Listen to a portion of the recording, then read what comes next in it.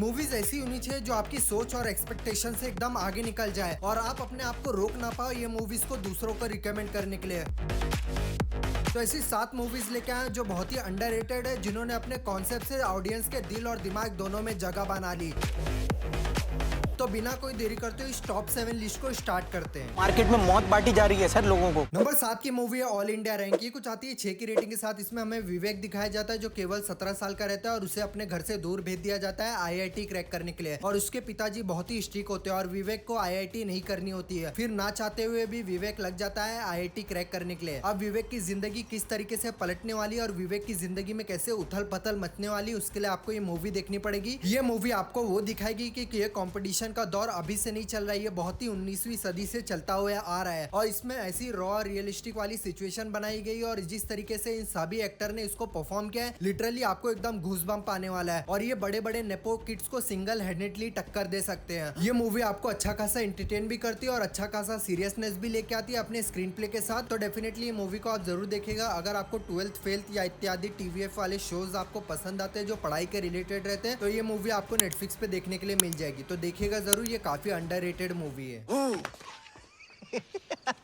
Number 6 की movie है blackout. ये कुछ आती है 6.6 रेटिंग के साथ। इसमें हमें लेनी दिखाया जाता है जो कुछ सामान लेने के लिए घर से बाहर निकला है और उसी के दौरान पूरे शहर में ब्लैकआउट हो चुका है। फिर उसके बाद लेनी की गाड़ी जाके टकरा जाती है चोरों की गाड़ी से और वो चोरों की गाड़ी में बहुत सारा कैश और सोना रखा रहता है। और फिर उसके बाद लेनी की नियत खराब होती है, वो सारा कैश और सोना अपनी गाड़ी में भर लेता है। लेकिन हर गलत काम का नतीजा गलत ही होता है। फिर लेनी की जिंदगी एक रात में कैसे बदल जाती है और वो कौन कौन सी मुसीबत से घिरने वाला है और कितने लोग उसकी लाइफ में ऐड होते चले जाएंगे इस एक रात में, उसके लिए आपको ये मूवी देखनी पड़ेगी। ये मूवी आपको कमाल का थ्रिल दिखाती है और उसी के साथ सॉफ्ट लाइट हार्टेड कॉमेडी भी दिखाती है। और ये मूवी की सबसे अच्छी बात मुझे ये लगी कि ये मूवी पूरी एक रात में शूट की गई है और एक ही रात में खत्म कर दी गई है। और ये मूवी एक डेफिनेटली एक वन टाइम वॉच मूवी है जो आपको अच्छा खासा एक्सपीरियंस भी देने की काबिलियत रखती है। और ये मूवी में आपको अच्छी खासी स्टार कास्ट भी देखने मिलेगी। लेकिन ये मूवी के सबसे बड़े हाईलाइट पॉइंट है सुनील ग्रोवर। ये मूवी में एक दो ट्विस्ट एंड टर्न्स नहीं, ये मूवी पूरी ट्विस्ट एंड टर्न से भरी पड़ी। आपको time to time twist and turns ये मूवी में मिलते रहेंगे। तो डेफिनेटली ये मूवी को आप जरूर देखेगा। ये आपको जियो सिनेमा पे देखने के लिए मिल जाएगी। एस्ट्रॉइड बन के मेरे ऊपर ही गिरे। नंबर 5 की मूवी है गुरुवेर अंबालन दाइली। ये कुछ आती है 6.7 रेटिंग के साथ। इसमें हमें एक लड़का लड़की दिखाई जाते हैं जिनको एक दूसरे से शादी करनी रहती है और लड़की का जो भाई रहता है वो थोड़ा सनकी रहता है। और फिर उसके बाद ये लड़का और उसके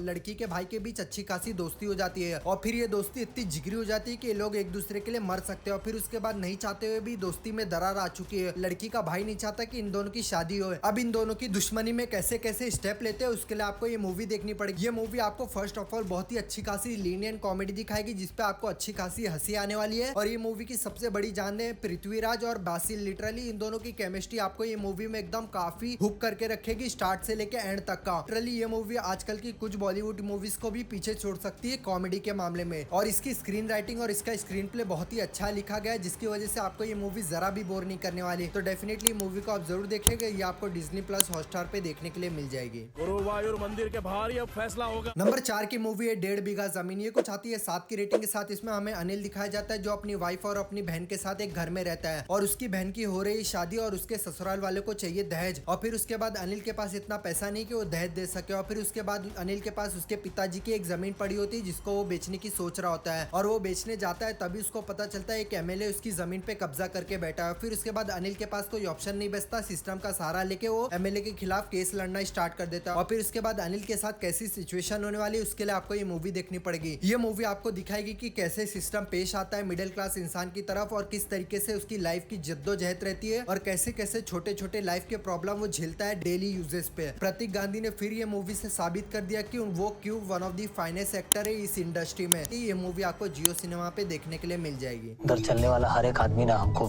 भीड़ के नाम से जानता है। क्या ना भीड़ का ना नाम होता है, ना जात होता है, ना औकात होता है। नंबर 3 की मूवी है श्रीकांत। ये कुछ आती है 7.7 रेटिंग के साथ। इसमें हमें श्रीकांत भोला की कहानी दिखाई जाती है जो विजुअली डिसेबल थे लेकिन उन्होंने कभी अपनी जिंदगी में हार नहीं माना। यहाँ तक कि उनके माँ बाप ने उनको खत्म करने की कोशिश भी की थी जब वो पैदा हुए थे। लिटरली उन्होंने हर लड़ाई लड़ी और अपनी जिंदगी में सफलता कैसे हासिल की और कैसे वो योगदान दे रहे हैं आज तक अपनी लाइफ में हिंदुस्तान को। जिस तरीके से राजकुमार राव ने श्रीकांत भोला का रोल प्ले किया था कोई अदर एक्टर कर ही नहीं सकता। और उन्होंने एक एक चीज पे बहुत ही बारीकी तरीके से ध्यान दिया है। डेफिनेटली ये मूवी उनके लिए जिन्होंने पूरी उम्मीद खत्म कर दी और जो लाइफ में संघर्ष कर रहे हैं। लिटरली ये मूवी उनके लिए जरूर देखनी चाहिए जिन्हें उनकी लाइफ मुश्किल लगती है। लिटरली आप सोच भी नहीं सकते एक विजुअली डिसेबल पर्सन इतनी लाइफ में संघर्ष करके तो ऊपर आ सकता है। अगर वो आ सकता है तो और कोई भी आ सकता है। तो डेफिनेटली ये मूवी को आप जरूर देखेगा। ये मूवी अच्छा खासा स्क्रीन प्ले भी लेके आती है और जरा भी ये बोर नहीं करती। ये मूवी की सबसे ज्यादा मुझे बात अच्छी ये लगी कि ये मूवी में डिसेबल लोग को जरा भी सिंपैथी तरीके से दिखाया नहीं गया है। अगर आपको राजकुमार राव की one of the best finest performance देखनी है तो डेफिनेटली ये मूवी को आपको मिस आउट नहीं करिएगा। ये मूवी आपको नेटफ्लिक्स पे देखने के लिए मिल जाएगी। आप हमारे चक्कर में मत फंसना, आपको बेच के कहाँ जाएंगे हम। नंबर 2 की मूवी आर्टिकल 370। ये कुछ आती है 7.9 रेटिंग के साथ में। हमें जोनी दिखाई जाती है जो प्राइम मिनिस्टर के ऑफिस से सीधा फील्ड ऑपरेशन पे उतार दी जाती है, वो भी कश्मीर में। और जोनी का काम रहता है कि टेररिज्म और करप्शन को कंट्रोल में लाए। फिर उसके बाद टेररिस्ट लोग अपनी गतिविधि तेज कर चुके हैं। अब जोनी किस तरीके से इस टेररिस्ट और इस करप्शन से निपटने वाली है उसके लिए आपको ये मूवी देखनी पड़ेगी। ये मूवी आपको एकदम रॉ रियलिस्टिक स्टोरी दिखाने वाली है और उसी के साथ यामी गौतम की ऐसी एक्टिंग देखने के बाद ये मूवी डेफिनेटली एक one of the best movie थी। ये मूवी में आपको एक्शन और थ्रिल का परफेक्ट बैलेंस मिलने वाला है। कोई भी चीजें ऊपर नीचे नहीं गई है। लिटरली ये मूवी आपको अच्छा खासा एक्शन सीक्वेंस भी दिखाती है। ये मूवी में little bit of action sequence lag कर जाता है, जहाँ पर जो गन में से बुलेट निकल रही है वो लिटरली थोड़ी काट नकली लग जाती है एक दो एक्शन सीक्वेंस में। वहाँ वो ये मूवी बेटर कर सकती थी। थ्रिल और एज ऑफ द सीट वाला एक्शन सीक्वेंस देखना है और स्टोरी देखना है तो डेफिनेटली ये मूवी आपके लिए। ये मूवी आपको नेटफ्लिक्स पे देखने के लिए मिल जाएगी।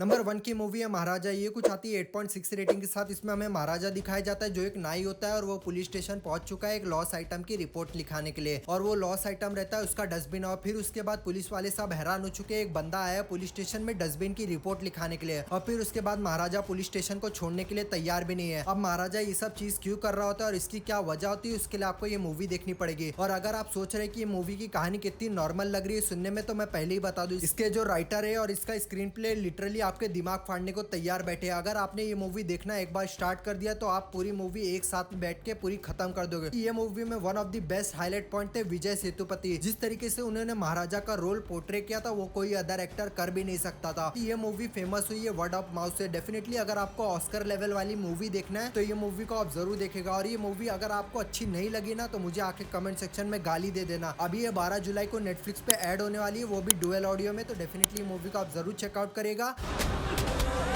तो ये थी मेरी टॉप 10 इंडियन मूवीज जो काफी अंडररेटेड है, जिन्होंने अपने कॉन्सेप्ट और अपने कंटेंट से ऑडियंस का दिमाग हिला के रख दिया। तो डेफिनेटली इन सब मूवीज में से अगर आपको कोई भी मूवी पसंद है इस चैनल को सब्सक्राइब, वीडियो को लाइक और शेयर करेगा